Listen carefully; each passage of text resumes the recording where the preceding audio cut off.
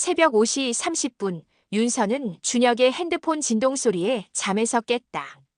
침대 옆 테이블 위에서 끊임없이 울리는 알림음. 평소라면 그냥 넘어갔을 텐데 오늘은 왠지 모르게 마음이 불편했다. 여보, 핸드폰이 계속 울려. 준혁은 깊은 잠에 빠져 있었다. 윤서는 조심스럽게 핸드폰을 들어 올렸다. 화면에는 낯선 번호에서 온 문자 메시지들이 가득했다. 오늘 밤도 기다릴게. 언제까지 그 여자 옆에서 거짓말을 할 거야? 나는 참을 수 없어. 빨리 결정해. 윤서의 손이 떨렸다. 5년간의 결혼 생활에서 한 번도 의심해 본 적 없던 남편. 매일 아침 진한 키스로 하루를 시작하고 퇴근 후에는 함께 저녁을 만들어 먹으며 소소한 일상을 나누던 평범하고 행복한 부부. 그런데 이 문자들은 무엇인가? 더 충격적인 것은 마지막 메시지였다. 지아라는 발신자명. 지아. 그 이름을 본 순간 윤서의 머릿속이 하얗게 변했다. 지아는 자신의 쌍둥이 여동생 이름이었다. 15년 전 교통사고로 죽은 줄 알았던 그 지아. 아니야, 그럴 리 없어. 윤서는 급히 핸드폰을 원래 자리에 놓고 화장실로 향했다. 거울 속 자신의 얼굴은 창백했다. 쌍둥이 자매였지만 윤서와 지아는 정반대의 성격이었다. 윤서는 조용하고 온순했지만 지아는 활발하고 때로는 위험할 정도로 충동적이었다. 15년 전 그날도 지아의 충동 때문이었다. 언니, 나 남자친구 만나러 가야 해. 차 좀 빌려줘. 부모님이 외출한 사이 면허도 없던 지아가 무작정 차를 몰고 나갔다. 그리고 그것이 지아를 본 마지막이었다. 경찰은 차가 절벽에서 추락했고 시신을 찾을 수 없다고 했다. 가족들은 지아가 죽었다고 믿었고 윤서도 그렇게 받아들였다. 죄책감과 그리움을 안고 살아온 15년. 하지만 지금 준혁의 핸드폰에 있는 그 이름. 우연의 일치일까? 윤서는 다시 침실로 돌아왔다. 준혁은 여전히 깊은 잠에 빠져 있었다. 평소보다 더 깊이 잠든 것 같았다. 아니, 어쩌면 잠든 척하고 있는 것일까? 그날 아침 준혁은 평소와 다름없이 행동했다. 커피를 마시며 신문을 읽고 윤서의 이마에 키스를 하고 출근했다. 하지만 윤서의 눈에는 모든 것이 다르게 보였다. 준혁의 미소가 어색해 보였고 키스가 의무적으로 느껴졌다. 혼자 남은 윤서는 곧장 컴퓨터 앞에 앉았다. 지아라는 이름으로 검색을 시작했다. 수많은 검색 결과가 나왔지만 자신이 찾는 지아는 없었다. 그럴 수밖에 없었다. 죽은 사람을 어떻게 찾겠는가. 하지만 윤서는 포기하지 않았다. 15년 전 사고 기록을 찾아보았다. 당시 신문 기사들을 하나하나 검토했다. 그리고 이상한 점을 발견했다. 시신이 발견되지 않았다는 기록만 있을 뿐 지아가 확실히 죽었다는 공식적인 확인은 없었다. 설마. 윤서의 마음속에 불길한 예감이 스며들었다. 만약 지아가 살아있다면, 만약 지아가 자신의 남편과 관계를 맺고 있다면, 그날 밤 준혁은 또다시 야근이라며 늦게 들어왔다. 평소보다 더 피곤해 보였고 어딘가 어색했다. 저녁을 함께 먹으면서도 시선을 제대로 마주치지 않았다. 여보, 요즘 일이 많이 힘들어? 응, 좀 그래. 새 프로젝트가 시작돼서. 어떤 프로젝트인데? 복잡해. 설명하기 어려워. 준혁의 대답은 평소보다 짧고 모호했다. 윤서는 더 이상 추궁하지 않았다. 대신 마음속으로 결심했다. 진실을 알아내겠다고. 그 순간 윤서는 알지 못했다. 이 의심이 자신의 인생을 송두리째 바꿔놓을 거라는 것을. 완벽했던 일상의 균열이 이미 시작되었고 과거의 어둠이 서서히 현재를 잠식하고 있다는 것을. 그리고 죽은 줄 알았던 지아가 실제로 살아있으며 윤서의 모든 것을 빼앗기 위해 치밀하게 계획을 세우고 있다는 것을. 운명의 톱니바퀴가 돌기 시작했다. 되돌릴 수 없는 비극의 서막이 열린 것이다. 15년 전. 쌍둥이 자매 윤서와 지아는 겉보기에는 똑같았지만 성격만큼은 정반대였다. 윤서는 책을 좋아하는 조용한 아이였고 지아는 모험을 즐기는 활발한 아이였다. 부모님은 늘 농담처럼 말했다. 윤서는 천사, 지아는 악마야. 그날은 부모님이 친척 결혼식에 참석하러 부산에 내려간 날이었다. 고등학교 2학년이던 자매는 집에 혼자 남겨졌다.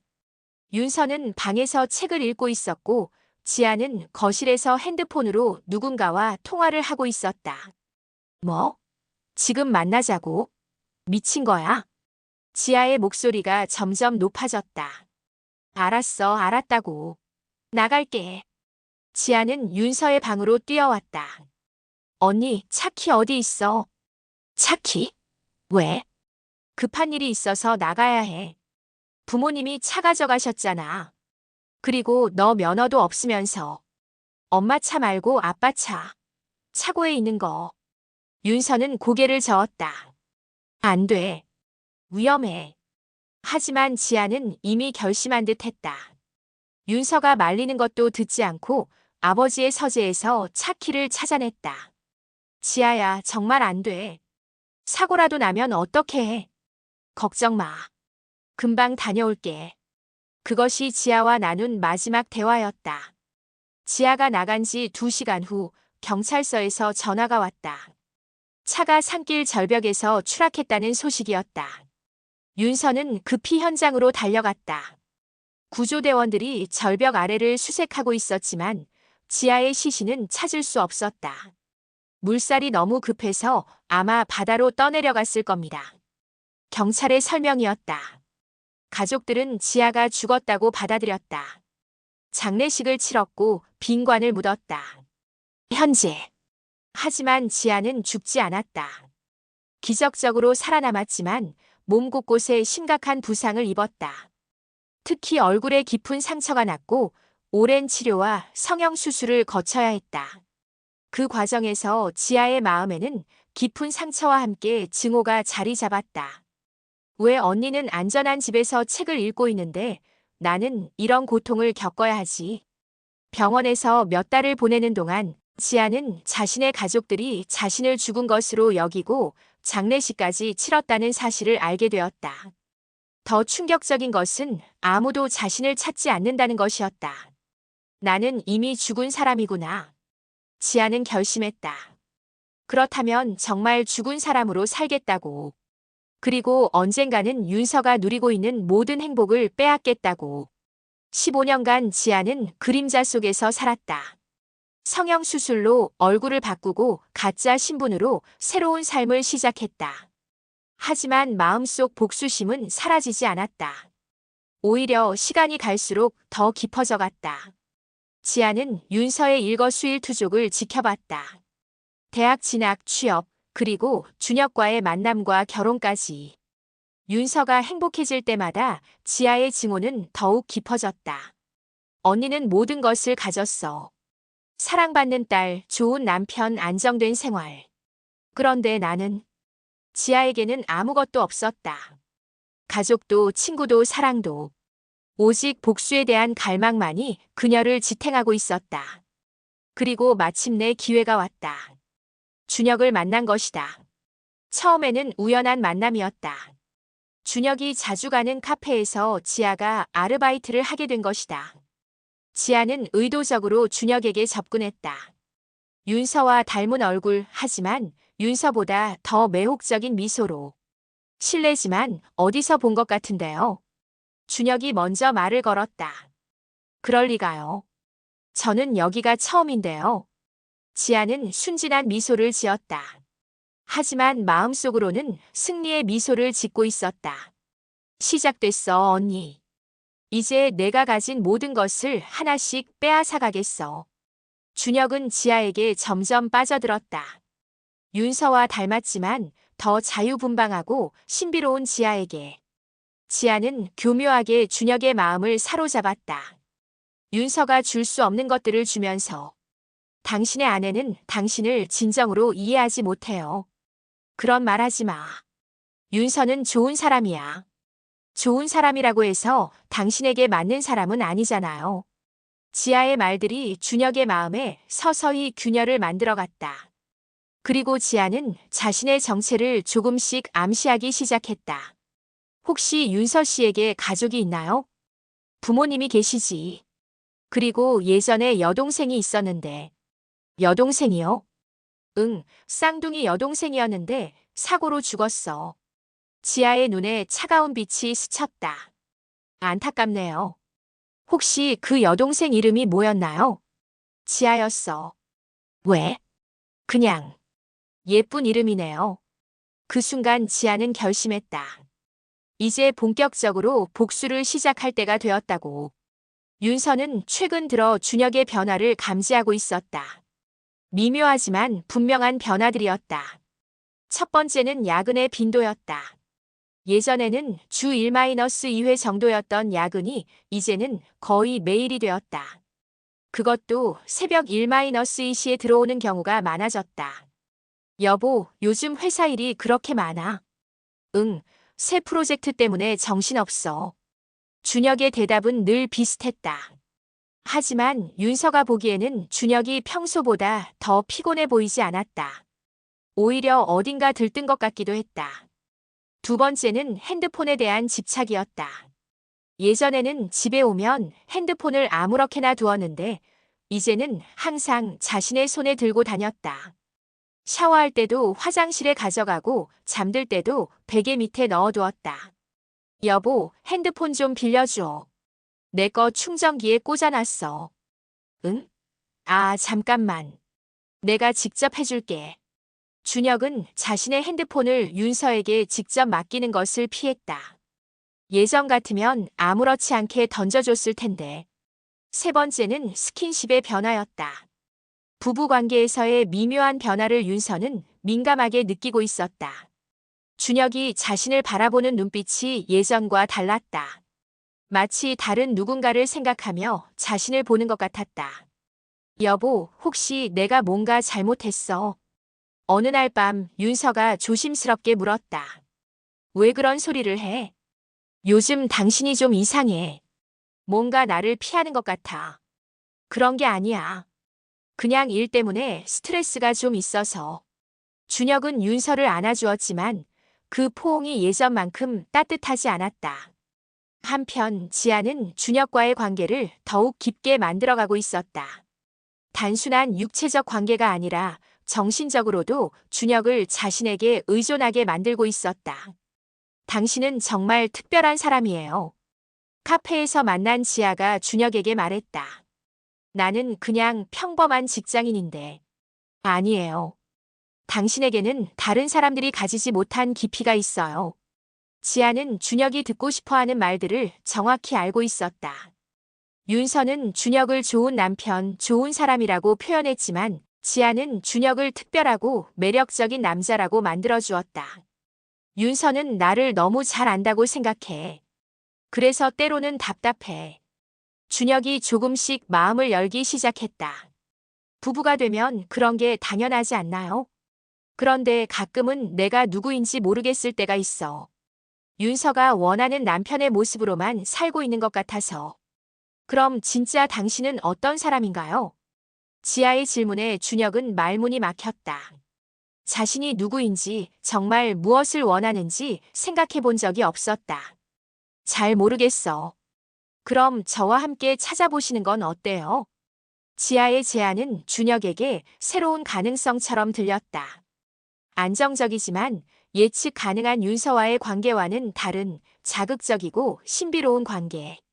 지아는 준혁에게 조금씩 자신의 과거를 암시하기 시작했다. 사실 저에게는 언니가 있었어요. 언니?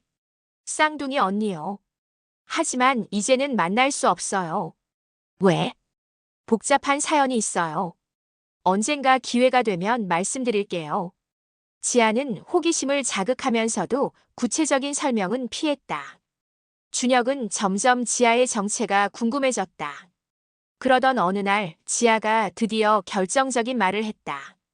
준혁 씨, 혹시 윤서 씨 여동생 이야기 들어보셨나요? 응, 지아라고 했지. 사고로 죽었다고 했는데. 만약 그 지아가 살아있다면 어떨까요? 그럴 리가 없지. 왜 그런 소리를 해? 지아는 신비로운 미소를 지었다. 그냥 만약의 이야기예요. 하지만 준혁의 마음속에는 이상한 의심이 생겨나기 시작했다. 지아의 얼굴이 윤서와 너무 닮았다는 것, 그리고 지아라는 이름을 언급할 때의 그 표정. 설마 준혁은 자신의 생각을 부정하려 했지만 의심의 씨앗은 이미 심어진 후였다. 그날 밤 준혁은 윤서에게 조심스럽게 물어보았다. 여보, 혹시 지아 얘기 좀 더 해줄 수 있어? 지아? 왜 갑자기? 윤서는 놀란 표정을 지었다. 준혁이 지아에 대해 관심을 보인 적은 처음이었다. 그냥 궁금해서. 별로 할 말이 없어. 15년 전에 죽었는걸. 정말 확실해? 시신을 찾지 못했다고 했잖아. 윤서는 준혁의 질문에 당황했다. 왜 갑자기 이런 이야기를 하는 걸까? 당연히 확실하지. 그런 소리 하지 마. 하지만 준혁의 질문은 윤서에게도 의심을 심어주었다. 최근 준혁의 이상한 행동들과 연결되어 불길한 예감이 들었다. 그리고 며칠 후 윤서는 결정적인 단서를 발견했다. 준혁의 차에서 떨어진 작은 메모지 하나.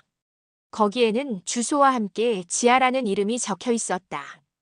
윤서의 손이 떨렸다. 이제 더 이상 우연이라고 생각할 수 없었다. 윤서는 준혁의 차에서 발견한 메모지를 손에 쥐고 오랫동안 생각에 잠겼다. 그 주소는 시내에서 좀 떨어진 신축 아파트 단지였다. 그리고 그 옆에 적힌 지아라는 이름. 가봐야 해. 윤서는 결심했다. 이 의심을 더 이상 혼자 품고 있을 수는 없었다. 다음 날 준혁이 출근한 후 윤서는 그 주소로 향했다. 택시를 타고 가는 동안 마음이 복잡했다. 만약 정말 지아가 살아있다면, 그리고 준혁과 무슨 관계라면. 아파트 단지에 도착한 윤서는 주소에 적힌 동과 호수를 확인했다. 15층 1502호. 윤서는 엘리베이터를 타고 올라갔다. 심장이 빠르게 뛰었다. 초인종을 누르자 곧 문이 열렸다. 그리고 윤서는 그 순간 충격으로 말을 잃었다. 문 앞에 서 있는 여자. 자신과 똑같은 얼굴이었다. 아니, 정확히는 자신과 95% 닮았지만 뭔가 다른 느낌의 얼굴이었다. 더 날카롭고 더 차가운 인상에. 오랜만이네, 언니. 지아가 차가운 미소를 지으며 말했다. 지아, 정말 너야? 윤서의 목소리가 떨렸다. 들어와. 할 이야기가 많아. 지아는 문을 활짝 열고 윤서를 안으로 안내했다. 거실은 깔끔하게 정리되어 있었지만 어딘가 차가운 느낌이었다. 마치 아무도 살지 않는 집 같았다. 앉아. 지아가 소파를 가리켰다. 윤서는 조심스럽게 앉았다. 너 15년 동안 어디 있었어?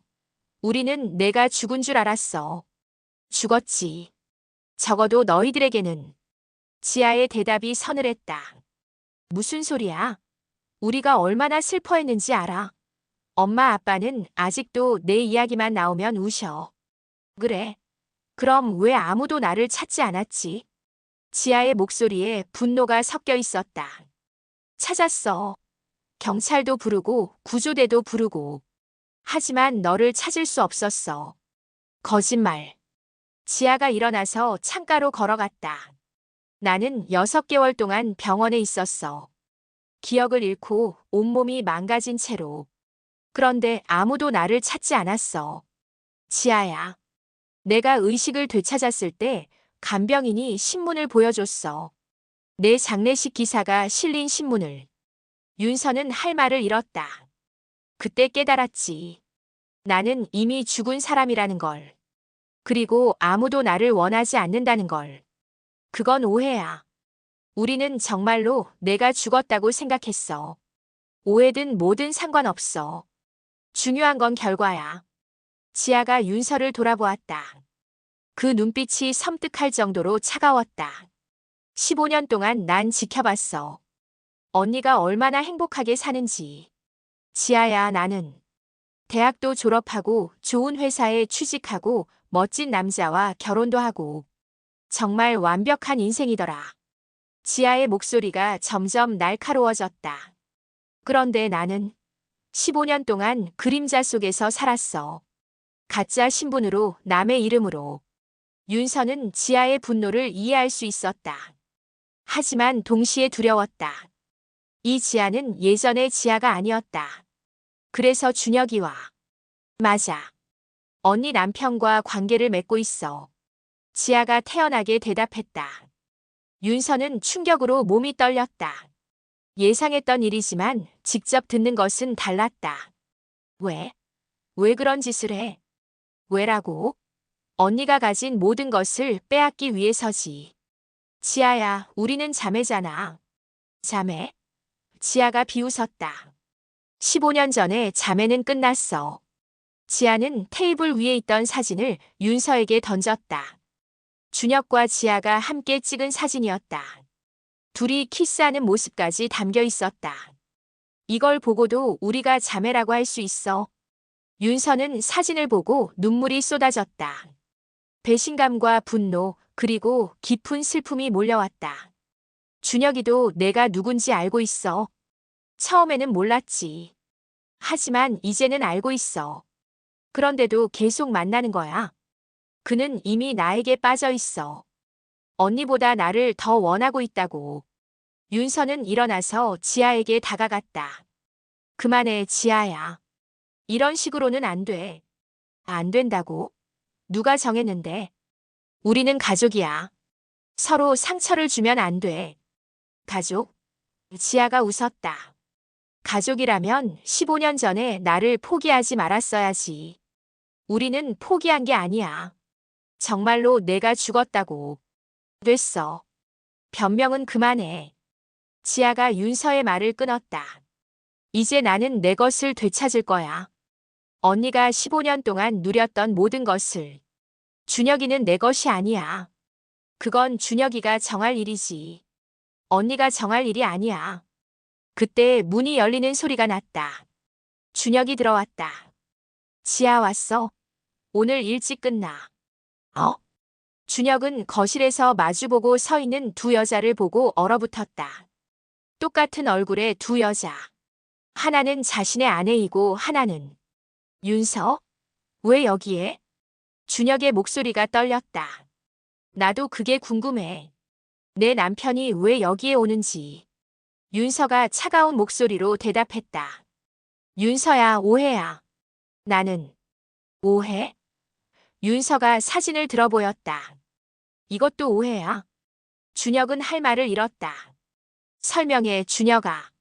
내가 죽은 줄 알았던 여동생과 왜 이런 관계를 맺고 있는지. 나는 처음에는 몰랐어. 지아가 누군지. 언제부터 알았는데? 한 달 전쯤. 한 달 전부터 알았으면서도 계속 만난 거야. 윤서의 목소리가 높아졌다. 윤서야, 상황이 복잡해. 지아에게는 복잡하다고? 뭐가 복잡해? 지아가 끼어들었다. 언니, 준혁은 이제 내 남자야. 포기해. 뭐라고? 나는 15년 동안 아무것도 가진 게 없었어. 이제는 내가 가질 차례야. 윤서는 지아를 노려보았다. 내가 원하는 게 정말 준혁이야? 아니면 나에게 복수하는 거야? 둘 다일 수도 있지. 지아의 대답에 윤서는 절망했다.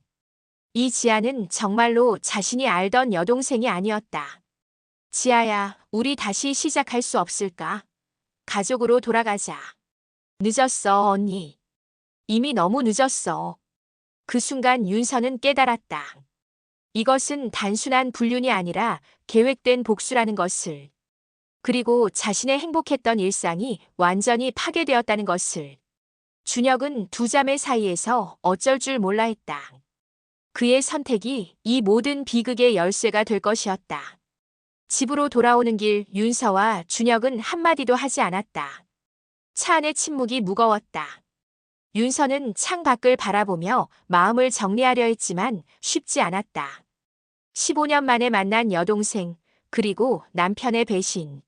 모든 것이 현실 같지 않았다. 집에 도착해서도 둘은 말을 하지 않았다.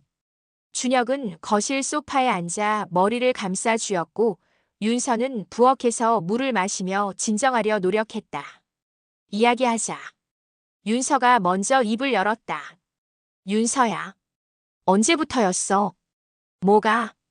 지아와 만난 게. 준혁은 잠시 망설였다. 6개월 전쯤. 6개월이나? 그럼 그때부터 나한테 거짓말한 거네. 거짓말한 게 아니야. 그냥 뭐? 아내에게 말하지 않은 것뿐이라고. 윤서의 목소리에 분노가 섞였다. 처음에는 정말 몰랐어. 지아가 누군지. 그럼 언제 알았는데? 1달 전. 1달 전부터 알았으면서도 계속 만난 거야. 준혁은 대답하지 않았다. 왜? 왜 계속 만났어? 복잡해. 뭐가 복잡해? 내 여동생이야. 그것도 죽은 줄 알았던. 윤서가 준혁 앞에 앉았다. 처음부터 다시 말해봐. 어떻게 만났는지부터. 준혁은 한숨을 쉬었다. 카페에서 아르바이트를 하고 있었어. 내가 자주 가는 카페. 그 다음에 처음에는 그냥 인사만 했어. 그런데 너와 너무 닮아서 신경이 쓰였지. 그래서 며칠 후에 커피를 같이 마셨어. 그때 이름이 지아라는 걸 알았어. 윤서는 계속 들었다. 그때도 의심했어. 조금. 하지만 설마 했지. 지아는 죽었다고 생각했으니까. 언제 확실히 알았는데. 준혁이 머뭇거렸다. 말해. 지아가 직접 말했어. 자신이 윤서의 쌍둥이 여동생이라고. 그때가 1달 전. 응. 그런데 왜 나한테 말하지 않았어? 준혁은 대답할 수 없었다. 사실 그때부터 지아에게 완전히 빠져 있었기 때문이다. 지아가 뭔가 요구했어. 요구?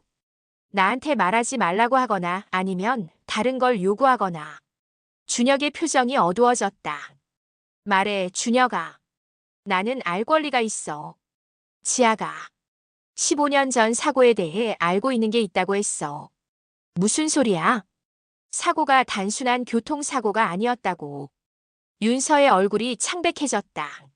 무슨 뜻이야? 지아 말로는 누군가가 의도적으로 사고를 일으켰다고. 그건 말이 안 돼. 지아가 무면허로 운전하다가 사고 난 거잖아. 하지만 지아는 다르게 기억하고 있어. 준혁의 말에 윤서는 혼란스러워졌다. 그래서 뭘 요구했는데? 진실을 밝혀낼 때까지 기다려달라고. 진실? 15년 전에 정말 무슨 일이 있었는지. 윤서는 이해할 수 없었다. 15년 전 그날의 일은 명확했다. 지아가 남자친구를 만나러 가겠다고 하면서 무면허로 차를 몰고 나갔고 산길에서 사고가 났다. 그것이 전부였다.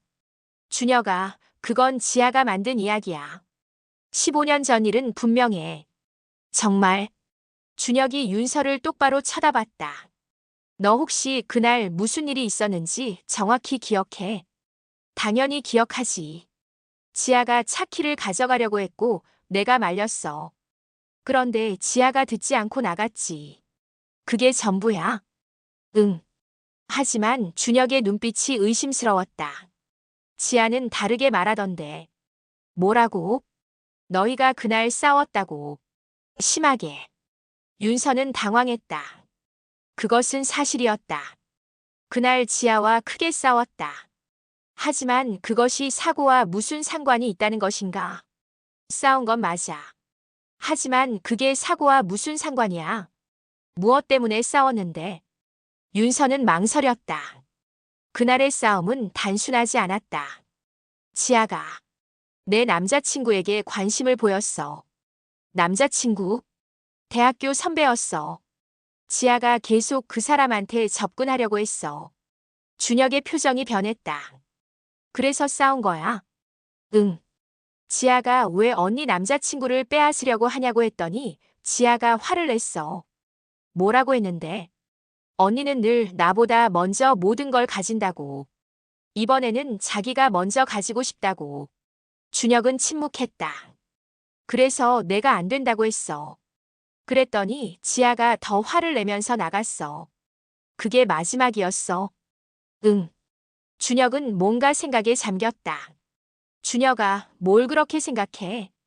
지아 말이 맞는 것 같아. 뭐가? 너희 사이에 문제가 있었다는 게. 윤서는 화가 났다. 그래서 뭐? 내가 지아를 죽이려고 했다는 거야? 그런 건 아니지만. 그럼 뭐야? 내가 뭘 잘못했다는 거야?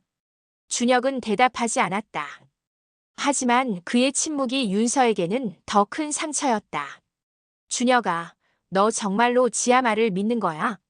나는 잘 모르겠어. 잘 모르겠다고? 5년 동안 같이 산 아내보다 6개월 만난 여자를 더 믿는다는 거야? 그런 게 아니야. 그럼 뭐야? 준혁은 일어섰다. 나는 진실이 알고 싶어. 진실은 분명해. 지아가 사고를 낸 거야. 하지만 지아는 다르게 기억하고 있어. 그럼 내 기억이 틀렸다는 거야? 준혁은 대답하지 않고 방으로 들어갔다. 윤서는 혼자 거실에 남았다. 그날 밤 윤서는 잠들 수 없었다. 준혁의 의심이 자신에게도 전염된 것 같았다. 정말 15년 전 그날 자신이 기억하지 못하는 일이 있었던 것일까? 하지만 아무리 생각해도 기억나지 않았다. 단지 지아와 싸운 것, 그리고 지아가 화를 내며 나간 것. 그것이 전부였다. 지아가 무엇을 원하는 거지? 윤서는 알 수 없었다. 단순한 복수가 아닌 것 같았다. 뭔가 더 큰 계획이 있는 것 같았다. 그리고 가장 큰 문제는 준혁이었다. 준혁이 지아의 편을 들고 있다는 사실이 윤서에게는 가장 큰 배신감이었다. 며칠 후 지아가 윤서에게 직접 연락을 했다. 언니 만나자. 왜? 할 이야기가 있어. 15년 전 그날에 대해서. 윤서는 거절하고 싶었지만 준혁의 의심을 풀기 위해서라도 만나야 할 것 같았다. 어디서? 우리가 어렸을 때 자주 가던 공원. 기억나지? 윤서는 기억했다. 어린 시절 쌍둥이 자매가 함께 뛰어놀던 그 공원. 약속 시간에 공원에 나간 윤서는 벤치에 앉아있는 지아를 발견했다. 15년의 세월이 흘렀지만 그 모습이 어린 시절의 지아와 겹쳐 보였다. 왔네. 지아가 윤서를 보며 미소를 지었다. 하지만 그 미소는 차가웠다. 무슨 이야기를 하려고? 윤서가 지아 옆에 앉으며 물었다. 15년 전 그날 이야기. 그날이 뭐 특별했어? 그냥 내가 사고 난 날이잖아. 지아가 윤서를 쳐다봤다. 정말 그게 전부라고 생각해? 그럼 뭐가 더 있다는 거야? 지아는 가방에서 낡은 일기장을 꺼냈다. 이게 뭔지 알아? 일기장. 내 일기장이야. 15년 전까지 썼던. 지아가 일기장을 펼쳤다. 여기 읽어봐. 지아가 가리킨 부분을 윤서가 읽었다. 언니가 또 나를 무시했다. 내가 좋아하는 선배에게 관심 있다고 했더니 언니가 화를 냈다. 왜 언니는 늘 나보다 먼저 모든 걸 가져야 하는 걸까? 이번에는 내가 먼저 가지고 싶다고 했더니 언니가 절대 안 된다고 했다. 언니는 정말 이기적이야. 윤서는 계속 읽었다. 오늘 언니와 크게 싸웠다. 언니가 나한테 못된 말을 많이 했다. 내가 늘 문제야. 왜 늘 남의 것을 탐내냐. 내가 있어서 우리 가족이 힘들다. 정말 상처받았다. 나도 언니만큼 사랑받고 싶을 뿐인데. 윤서의 얼굴이 창백해졌다. 자신이 그런 말을 했다는 기억이 없었다. 이건 거짓말이야. 거짓말. 내가 왜 일기장에 거짓말을 써? 나는 그런 말 한 적 없어. 지아가 비웃었다. 정말? 그럼 이것도 거짓말이야? 지아가 다른 페이지를 펼쳤다. 언니가 내 휴대폰을 빼앗았다. 선배와 연락하지 말라고. 그리고 내가 만약 또 선배에게 접근하면 부모님에게 내가 하는 나쁜 짓들을 모두 말하겠다고 협박했다. 나는 정말 화가 났다. 언니는 늘 나를 통제하려고 한다. 윤서는 그것도 기억나지 않았다. 지아야, 나는 정말. 마지막으로 이것도 읽어봐. 지아가 마지막 페이지를 보여줬다. 더 이상 참을 수 없다. 언니 때문에 너무 힘들다. 오늘 밤에 선배를 만나러 갈 거다. 언니가 뭐라고 해도 상관없어. 이번에는 내가 먼저야. 만약 언니가 방해한다면 나는 모든 것을 끝낼 거다. 윤서는 충격을 받았다. 그 마지막 문장이 무엇을 의미하는지 알 것 같았다. 지아야, 너 설마. 맞아. 나는 그날 죽으려고 했어. 지아의 고백에 윤서는 말을 잃었다. 자살하려고 한 거야? 언니 때문에 너무 힘들었어. 늘 비교당하고 늘 뒤처지고. 언니는 모든 걸 가졌는데 나는 아무것도 없었어. 윤서의 눈에 눈물이 고였다. 그런데 왜 나한테 말하지 않았어? 말했어. 여러 번. 하지만 언니는 듣지 않았어. 나는 기억이 안 난다고? 정말? 지아가 윤서를 똑바로 쳐다봤다. 아니면 기억하고 싶지 않은 거야? 윤서는 혼란스러웠다. 정말 자신이 지아에게 그런 상처를 주었을까? 지아야, 미안해. 정말 몰랐어. 이제 와서 미안하다고. 지아의 목소리가 차가워졌다. 15년 늦었어, 언니. 그럼 이제 어떻게 하고 싶어? 지아가 윤서를 보며 차가운 미소를 지었다. 내가 15년 동안 못 가진 모든 것을 가지고 싶어. 그게 준혁이라는 거야. 준혁뿐만 아니야. 언니가 가진 모든 것. 무슨 뜻이야? 언니의 삶을 살고 싶어. 언니의 자리에 내가 서고 싶어. 윤서는 지아의 말에 소름이 돋았다. 지아야, 그건 불가능해. 불가능? 왜? 우리는 다른 사람이야. 겉모습은 똑같잖아. 그리고 준혁은 이미 나를 선택했어. 그건 아직. 언니는 아직도 모르는구나. 지아가 핸드폰을 꺼내서 윤서에게 보여줬다. 준혁이 보낸 문자였다. 윤서와 이혼 절차를 밟겠다. 조금만 기다려줘. 윤서는 충격으로 말을 잃었다. 언제? 어젯밤에 받았어. 윤서의 세상이 무너지는 것 같았다. 남편이 자신 모르게 이혼을 준비하고 있었다는 사실이 믿어지지 않았다. 아직 끝난 게 아니야. 윤서가 간신히 말했다. 끝났어, 언니. 준혁은 이미 나를 선택했어. 나는 포기하지 않을 거야. 포기하지 않으면 어떻게 할 건데? 지아의 질문에 윤서는 대답할 수 없었다. 언니, 15년 전에 내가 죽었어야 했는데 기적적으로 살아났어. 이제는 내가 살 차례야. 지아가 일어섰다. 그리고 언니는 죽을 차례고. 뭐라고? 농담이야. 지아가 웃으며 말했다. 하지만 그 웃음이 전혀 농담 같지 않았다. 언니, 마지막으로 하나만 물어볼게. 뭐? 15년 전에 정말 내가 죽었으면 좋겠다고 생각하지 않았어. 윤서는 대답할 수 없었다. 사실 그날 밤 지아가 나간 후 잠깐 그런 생각을 했던 것이 사실이었다. 지아가 없으면 좀 더 평화로울 텐데라는 생각을. 지아는 윤서의 침묵을 보고 알았다. 역시 그랬구나. 지아가 돌아서서 걸어갔다. 이제 언니 소원이 이루어질 거야. 나는 진짜 죽을 거니까. 지아야. 윤서가 불렀지만 지아는 돌아보지 않았다. 혼자 남은 윤서는 벤치에 앉아 눈물을 흘렸다. 15년 전의 기억들이 조금씩 되살아나고 있었다. 그리고 그 기억들은 윤서가 생각했던 것보다 훨씬 잔혹했다. 그날 밤 윤서는 15년 전의 기억을 되짚어보려 노력했다. 지아의 일기장에 적힌 내용들이 사실인지 확인하고 싶었다. 어린 시절 앨범을 꺼내서 하나하나 들춰봤다. 쌍둥이 자매의 모습이 담긴 사진들. 겉으로는 행복해 보였지만 이제 다시 보니 지아의 표정이 어딘가 어두워 보였다. 부모님께 전화를 걸었다. 엄마, 나야. 윤서야? 이 시간에 왜? 엄마, 지아에 대해서 물어볼 게 있어. 전화 너머로 어머니의 한숨 소리가 들렸다. 갑자기 지아는 왜?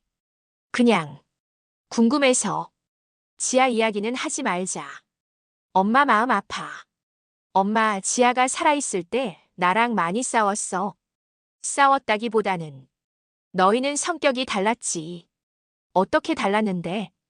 너는 조용하고 착했는데 지아는 좀 예민하고 질투가 심했어. 질투? 너를 질투했지. 내가 공부도 더 잘하고 부모님한테도 더 사랑받는다고 생각했나 봐. 윤서의 마음이 무거워졌다. 그럼 지아가 힘들어했어. 그랬지. 특히 마지막 몇 달은 더 심했어. 자꾸 우울해하고. 왜 그때는 말해주지 않았어? 말했지. 하지만 너는 별로 신경 쓰지 않는 것 같았어. 어머니의 말에 윤서는 충격을 받았다. 내가 지아가 힘들어한다고 해도 너는 지아가 또 그런 애라는 식으로 넘겼잖아. 윤서는 그제야 기억났다. 정말로 그랬다. 지아의 고민을 진지하게 받아들이지 않았던 것이. 엄마 미안해. 뭘 미안해하니? 이미 지난 일인데. 하지만 윤서에게는 지난 일이 아니었다. 지아가 살아있고 복수를 하고 있으니까. 전화를 끊은 후 윤서는 더욱 혼란스러워졌다. 정말 자신이 지아에게 상처를 준 것일까? 다음 날 준혁과 마주 앉아 이야기했다. 준혁아, 정말 이혼하려고 해? 준혁은 고개를 숙였다. 윤서야, 미안해. 왜? 5년 동안 우리가 행복하지 않았어. 행복했어. 하지만 뭐? 지아를 만나고 나서 깨달았어. 내가 진짜 원하는 게 뭔지. 윤서는 화가 났다. 6개월 만난 여자 때문에 5년 결혼 생활을 포기한다는 거야. 그런 게 아니야. 그럼 뭐야? 준혁이 윤서를 똑바로 쳐다봤다. 지아에게는 내가 필요해. 나한테도 필요하잖아. 너는 나 없이도 잘 살 수 있어. 하지만 지아는 뭐? 지아는 15년 동안 혼자 살았어. 아무도 없이. 그건 지아가 선택한 거야. 선택? 17살에 무슨 선택을 했겠어? 준혁의 말에 윤서는 할 말을 잃었다. 지아는 지금도 힘들어해. 과거의 상처 때문에. 그래서 내가 희생해야 한다는 거야. 희생이 아니야. 이해해줘. 윤서는 일어섰다. 이해. 내 남편을 뺏어간 여자를 이해하라고. 윤서야. 지아가 내 여동생이라는 걸 이용하고 있는 거야. 너도 모르게. 그런 게 아니야. 그럼 뭐야? 사랑이라고. 준혁은 대답하지 않았다. 준혁아, 마지막으로 한 번만 물어볼게. 정말 지아를 사랑해? 나는 정말 사랑하는 거야? 아니면 동정하는 거야? 준혁의 표정이 흔들렸다. 모르겠어. 모른다고? 지아를 보면 보호해주고 싶어져. 사랑과 동정을 구분하지 못하는 거네. 윤서가 한숨을 쉬었다. 지아는 너를 이용하고 있어.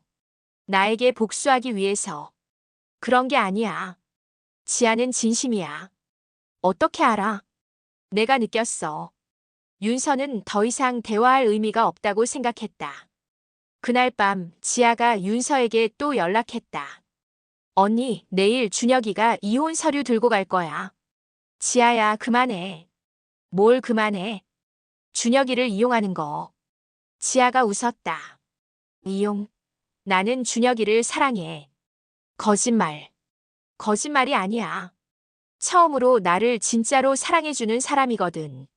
준혁이는 너를 동정하고 있는 거야. 동정이든 사랑이든 상관없어. 중요한 건 그가 나를 선택했다는 거야. 윤서는 답답했다. 지아야, 이렇게 빼앗은 사랑이 진짜 사랑일까? 빼앗은 게 아니야. 되찾은 거야. 뭘 되찾았다는 거야? 15년 전에 내가 가져야 했던 모든 것들. 지아의 말에 윤서는 소름이 돋았다. 지아야, 15년 전에 무슨 일이 있었는지 정확히 말해봐. 언니가 더 잘 알잖아. 나는 기억이 안 나. 정말? 아니면 기억하기 싫은 거야? 지아의 목소리가 차가워졌다. 그날 밤 언니가 내 휴대폰을 빼앗은 것도 기억 안 나. 윤서는 멈칫했다. 뭔가 기억날 것 같았다. 내가 선배와 약속한 것을 언니가 방해한 것도 나는 언니가 나한테 한 말도 기억 안 나. 너 같은 여동생이 있어서 부끄럽다고 한 말. 윤서의 머릿속에 희미한 기억이 떠올랐다. 정말로 그런 말을 했던 것 같았다. 그리고 마지막에 언니가 한 말. 차라리 내가 없었으면 좋겠다고 한 말도 윤서는 기억났다. 정말로 그런 말을 했었다. 화가 나서 내뱉은 말이었지만 지아야 그건 그 말을 듣고 내가 얼마나 상처받았는지 알아. 지아의 목소리에 울음이 섞였다. 그래서 정말로 사라지기로 했어. 언니 소원대로. 윤서의 눈에 눈물이 고였다. 미안해 지아야. 정말 미안해. 이제 와서 미안하다고 해서 뭐가 달라져? 지아야, 나는 정말로 그런 뜻으로 한 말이 아니었어. 뜻이 중요한 게 아니야.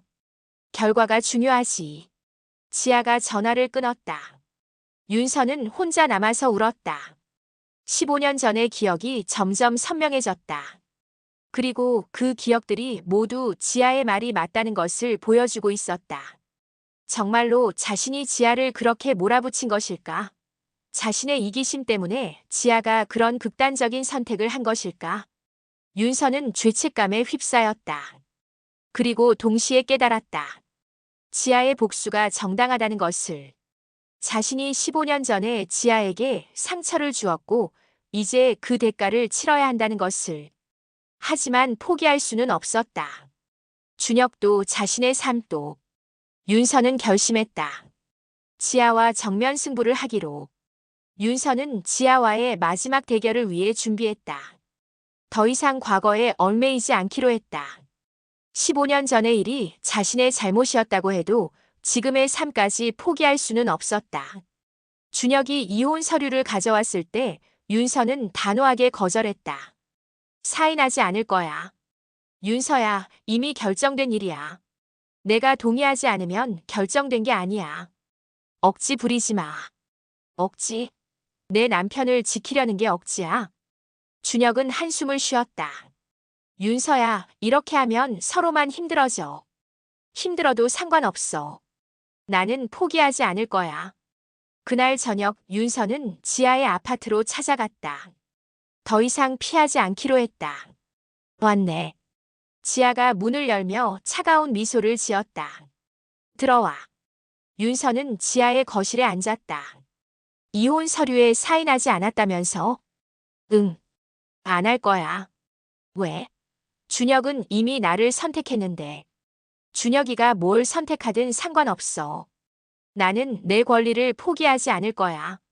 지아가 재미있다는 듯이 웃었다. 권리? 언니에게 무슨 권리가 있는데? 아내로서의 권리. 하지만 준혁의 마음은 이미 내게 있어. 마음은 변할 수 있어. 15년 동안 변하지 않은 내 마음도. 윤서는 지아를 똑바로 쳐다봤다. 지아야, 솔직히 말해봐. 정말 준혁이를 사랑해? 당연하지. 아니면 나에게 복수하려고 하는 거야? 지아의 표정이 잠깐 흔들렸다. 둘 다일 수도 있지. 그럼 거짓 사랑이네. 거짓이든 진짜든 상관없어. 준혁이 나를 원하니까. 윤서가 일어섰다. 지아야, 마지막으로 제안할게. 뭔데? 준혁이는 그냥 둬. 대신 내가 15년 전 일에 대해서 공식적으로 사과할게. 공식적으로? 부모님 앞에서, 모든 사람 앞에서. 내가 잘못했다고. 지아가 흥미로운 표정을 지었다. 그럼 언니는 뭘 원하는데? 준혁이와의 관계를 끝내. 지아가 고개를 저었다. 안 돼. 왜? 사과만으로는 부족해. 나는 15년을 잃었어. 그럼 뭘 원해? 지아가 윤서에게 다가왔다. 언니가 가진 모든 것. 준혁이 말고 뭘 더 원한다는 거야? 언니의 자리. 윤서는 이해할 수 없었다. 무슨 뜻이야? 내가 윤서가 되고 싶어. 그건 불가능해. 불가능. 우리는 쌍둥이잖아. 지아의 눈빛이 이상했다. 지아야, 너 혹시. 그때 준혁이 들어왔다. 열쇠를 가지고 있었다. 두 사람 다 여기 있네. 윤서는 준혁을 보고 놀랐다. 너 언제부터 여기 열쇠를 가지고 있었어? 한 달 전부터. 윤서는 배신감을 느꼈다. 한 달 전이면 준혁이 지아의 정체를 안 후였다. 준혁아, 이 여자가 뭘 원하는지 알아? 뭘 원하는데? 내 자리야. 내가 되고 싶어 한다고. 준혁은 지아를 쳐다봤다. 지아야, 그게 무슨 뜻이야? 지아가 웃었다. 별 뜻 없어. 언니가 과민 반응하는 거야. 하지만 윤서는 확신했다. 지아의 계획이 단순한 복수를 넘어선다는 것을. 준혁아, 이 여자를 조심해. 뭔가 이상해. 윤서야, 질투 때문에 그런 소리 하지 마. 질투가 아니야. 정말로. 그때 지아가 끼어들었다. 언니, 이제 그만해. 보기 흉해. 뭐가 보기 흉하다고. 지고 있는 여자의 몸부림. 윤서는 화가 났다. 지고 있다고? 아직 끝나지 않았어. 이미 끝났어. 지아가 윤서에게 핸드폰을 보여줬다. 준혁과의 대화 내용이었다. 윤서와 완전히 끝내겠다. 너만 있으면 돼. 윤서는 준혁을 돌아봤다. 이게 진심이야? 준혁은 고개를 숙였다. 미안해. 미안하다고? 5년을 미안하다는 말로 끝내려고. 윤서야, 나도 어쩔 수 없어. 어쩔 수 없다고. 선택한 건 너잖아. 준혁은 대답하지 않았다. 윤서는 절망했다.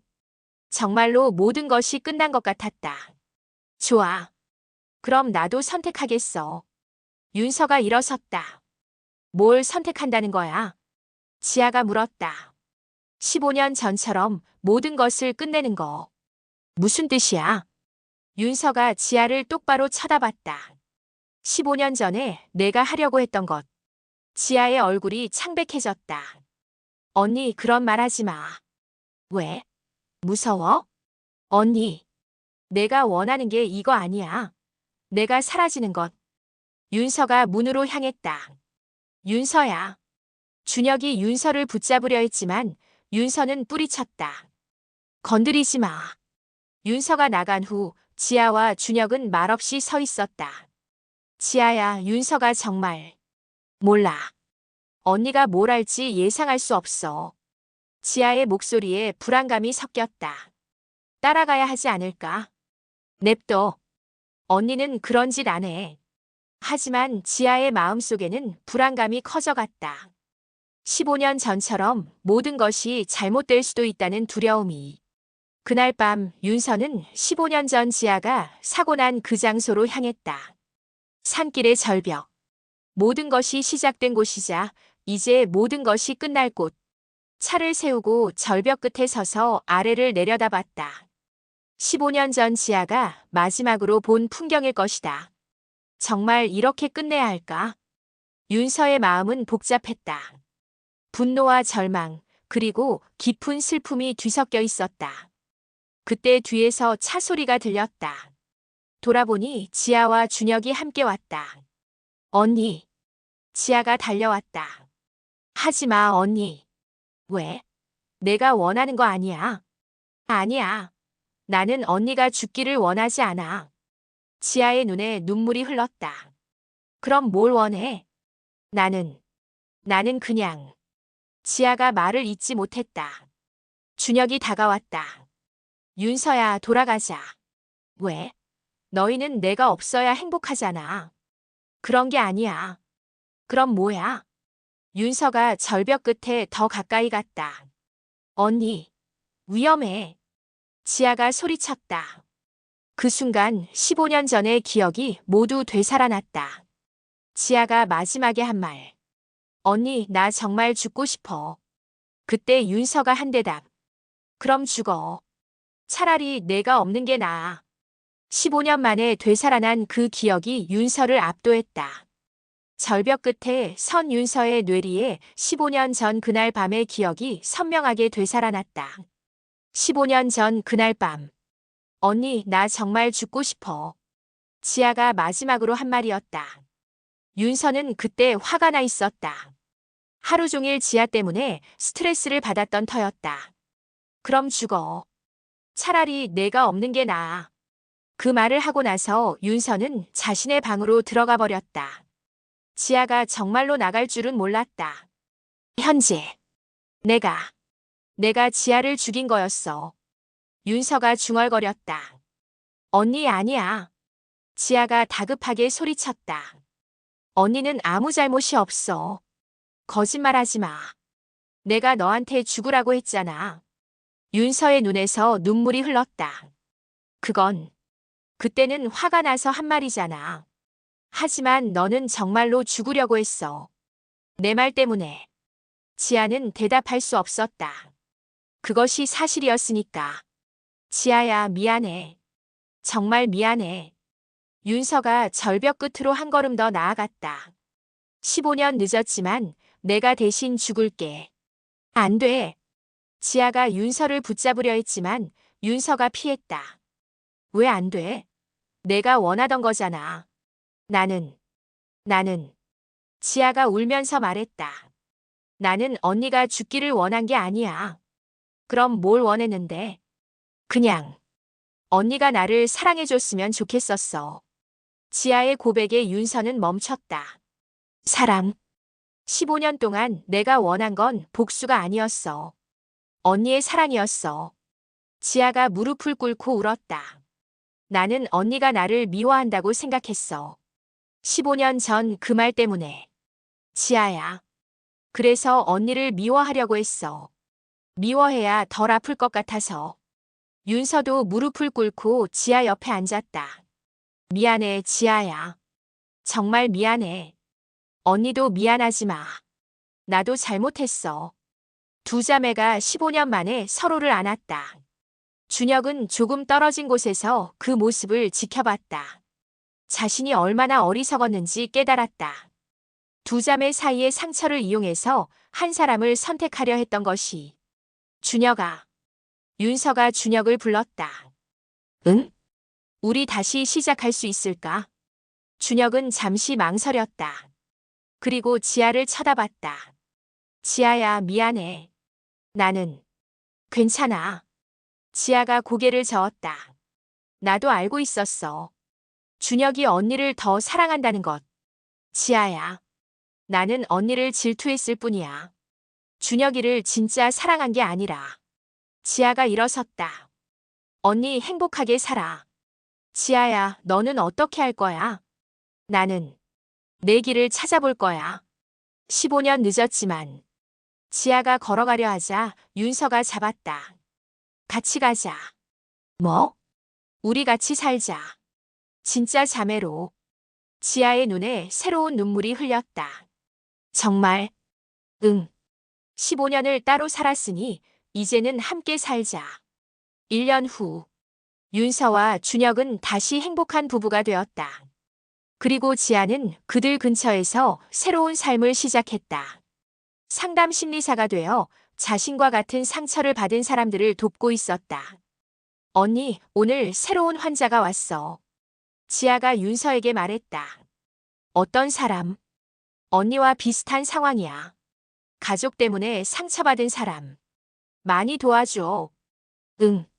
내가 받은 상처를 치료로 승화시키고 있어. 세 사람은 이제 과거의 아픔을 딛고 새로운 관계를 만들어가고 있었다. 완벽하지는 않았지만 서로를 이해하고 용서하며 살아가고 있었다. 어느 날 저녁 세 사람이 함께 저녁을 먹으며 이야기를 나눴다. 15년 전에 우리가 이렇게 될 줄 알았을까? 윤서가 말했다. 전혀. 지아가 웃으며 대답했다. 하지만 이제는 진짜 가족 같아. 준혁도 미소를 지었다. 고생 많았지만 결국 좋은 결말이네. 결말은 아직 아니야. 지아가 말했다. 이제 시작이지. 진짜 우리 이야기에. 세 사람은 웃으며 잔을 부딪혔다. 15년간의 아픔과 오해 그리고 복수의 시간을 끝내고 이제는 진정한 사랑과 용서로 새로운 이야기를 써나갈 준비가 되어 있었다. 에필로그. 5년 후 윤서와 준혁에게는 쌍둥이 딸이 태어났다. 지아는 그 아이들의 이모가 되어 함께 키우고 있었다. 이 아이들은 우리처럼 서로 미워하지 않았으면 좋겠어. 지아가 아기들을 안으며 말했다. 그러려면 우리가 잘 가르쳐야지. 윤서가 대답했다. 사랑하는 방법을. 그리고 용서하는 방법도. 지아가 덧붙였다. 두 자매는 아기들을 바라보며 미소를 지었다. 이제는 진정한 자매가 된 그들의 미래는 밝았다.